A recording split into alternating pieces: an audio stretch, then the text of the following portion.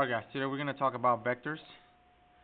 Okay, some of you guys have heard about vectors, some of you guys haven't, so I'm going to introduce vectors to you as if you've never heard of them before, okay? There are quantities such as force and velocity that involve both the magnitude, which is length, and direction, which is an angle, and cannot be completely characterized by a single real number, or also known as a scalar, okay? To represent such quantity, you can use a directed line segment or vector, okay? So in other words, a vector has both magnitude and direction. All right. Vectors have notation, okay? To begin with, it has an arrow above the letters. You can use two letters, you can use one letter. Some of the most commonly used letters are going to be the letter V, the letter U, the letter W, and the letter P. All this stands vector. Vector V, vector U, vector W, vector P. Okay? All vectors have an initial point, which is right here. This is your initial. And a terminal point, which is right here. Okay? In your textbook, I included this because your textbook uses a lowercase bold-face letter to represent a vector rather than using the symbol. So just keep that in mind while you're doing your homework. Okay. Magnitude, or the length, is denoted by a double bar. So it kind of looks like the absolute value, so be careful. It is not the absolute value. A double bar, this means that we are looking for the magnitude of vector PQ. And the way to find the magnitude of this vector is by using the distance formula.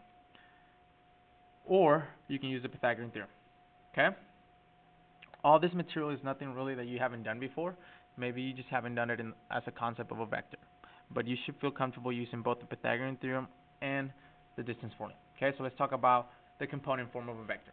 Okay, the component form of a vector with initial point P equals x1, y1 and terminal point Q, x2, y2 is given by x2 minus x1, y2 minus y1. I want you to notice this brackets here. This lets you know that we're talking about a vector, okay? And that we're talking about the components of it. What do I mean about components? Vectors have two components, okay?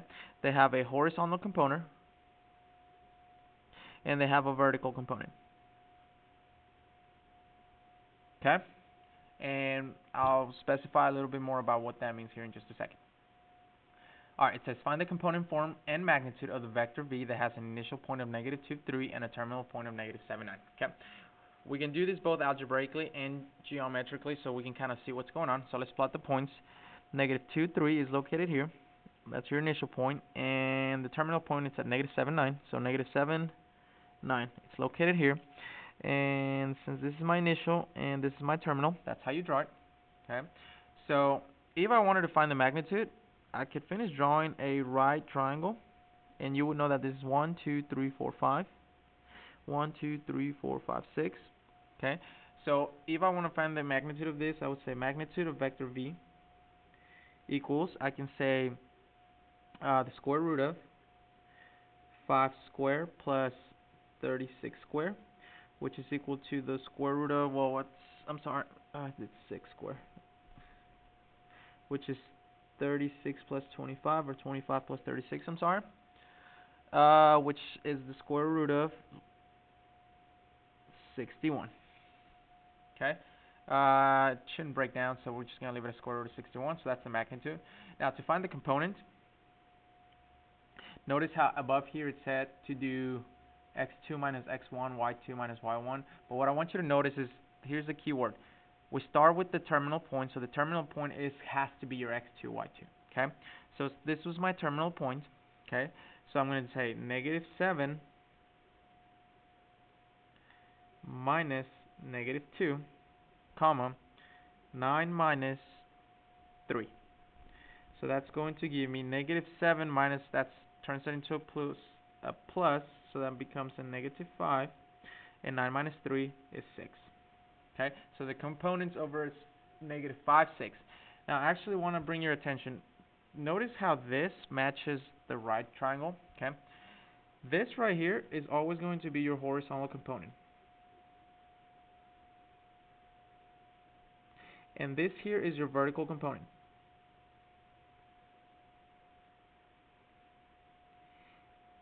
Okay. Notice how when we started we had our initial point to get to our terminal point. We go 5 units to the left. Okay. This negative here gives you direction. So that means it's -5. And once you get here, you go 6 above, and that's your vertical component. So vectors have both a horizontal and a vertical component, and you can find them either algebraically or using geometry. Okay, keep in mind that this negative tells you direction. That's all it says. Okay, all right. We have two direct line segments that have the same magnitude and the same direction. They are equivalent. However, they don't have to be in the same position. So what this is saying is that you can have two vectors that have the same magnitude and the same direction, but they don't have to be in the same position. Okay?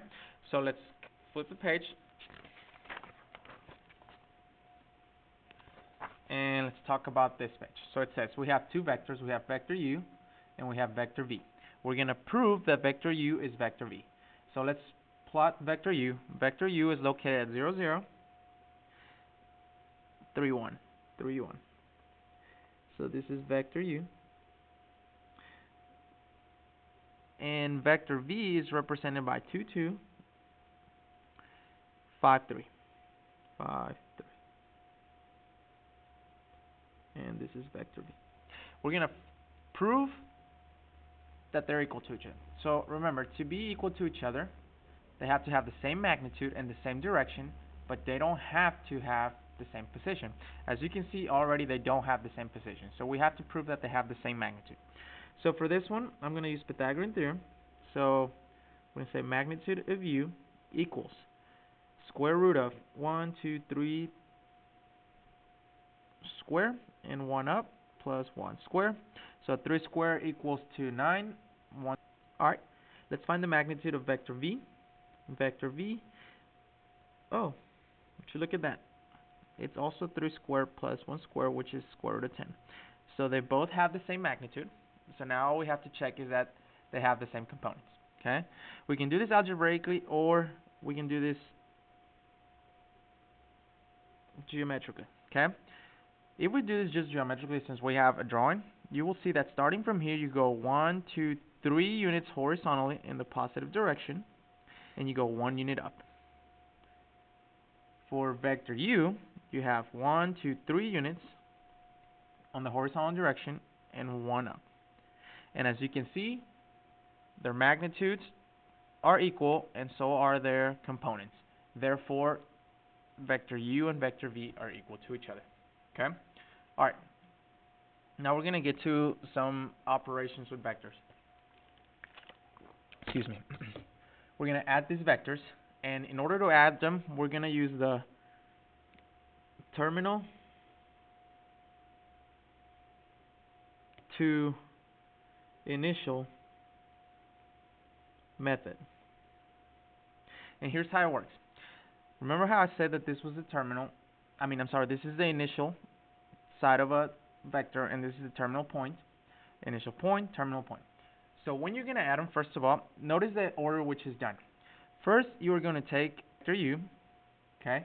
Now, remember how I told you that position doesn't matter? I'm going to take this vector here, and I'm just going to draw it over here. So one thing I want you to notice, I just remember, is I had a typo in here. So matter of fact, this is vector u, but this one happens to be vector v. So let's make the switch. Okay.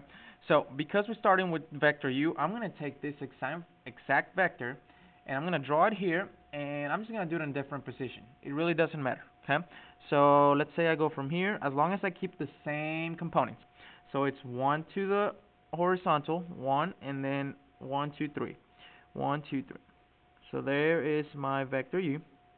Now, for me to add, I'm going to use what we call the terminal to initial. So this is the terminal point of vector u. Now, when I add vector v, I need to put the initial point of vector v match with the terminal point of vector u. And you're going to keep it in the exact same direction as vector is going. Okay. So since this is vector v, you will notice that it has a horizontal component of 2 on going towards the left. So I'm going to go 2 going towards the left, 1, 2, and notice how it's terminal to initial. So the terminal from vector u to the terminal of vector v, to the initial of vector v, I'm sorry. Okay, and it goes in that direction. You don't have any horizontal component with it, vertical component, I'm sorry, with vector v, so we're just going to stay there. Now, in order to find what u plus v is, you're going to take it from the very initial point where you started this whole problem, and you're going to draw a vector going on the direction where you ended the problem. Okay, as you can see, you have now a new vector. This vector right here happens to be vector u plus v.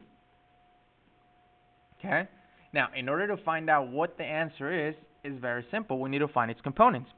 So u plus v equals, horizontally I'm going to go 1 unit to the left, so I need to say -1, and I need to go 1, 2, 3.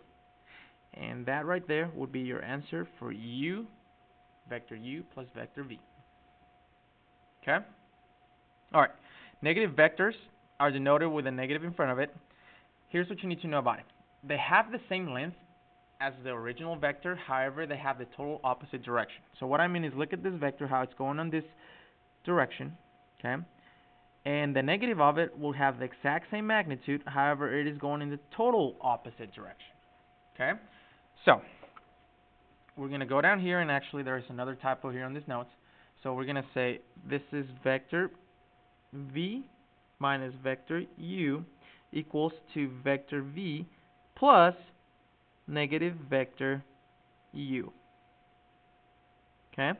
Alright, so here's what that means. We're going to use the same concept that we learned here with adding vectors, but the only thing we're going to do is, when we get to vector u, we are going to take vector u and we're going to totally change the direction in which it's going. Okay? So I'll show you what that means in just a second.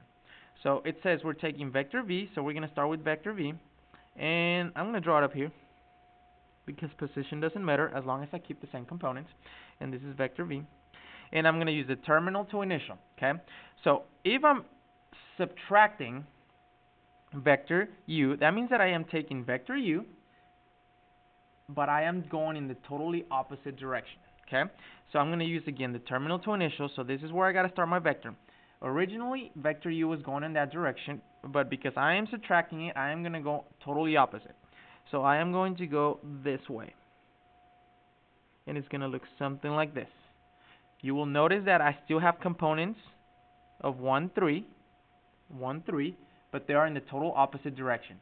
So rather than being +1, +3, I have -1, -3, totally opposite. Okay, so in order to actually find the subtraction, so let me remind, this is vector u, I have to go from here to here, so this would be vector v minus u, and that's going to equal, if we're starting from here, okay, your horizontal component would be 1, 2, 3 on the left, so that means -3, 1, 2, 3 down, which means -3, and that right there would be your answer. Okay?